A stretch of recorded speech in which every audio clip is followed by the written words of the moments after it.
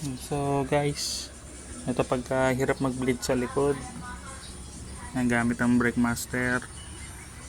Ito lang yung yung technique natin. So yan.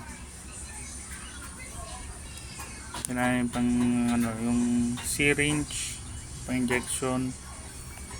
Tapos yun, dito. Gamitan ko muna nito para tumulak ng gusto.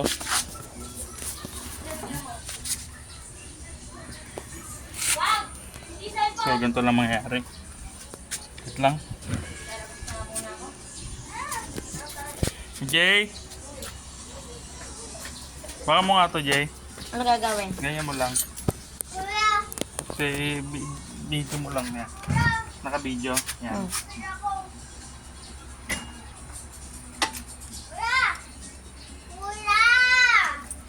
Wait lang. Ano mo muna?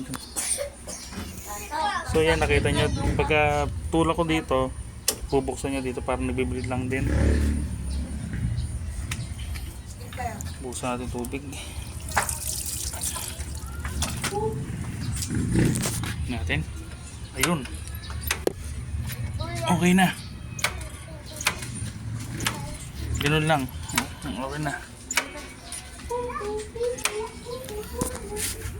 So ayan, wala nang galaw. Okay na. So yun lang. Ipipress mo siyang ganyan. Pag mabalik may hangin pa yan. Ulit-ulitin lang hanggang sa pwede na. Pwede nyo na ibalik tong lagayan niya.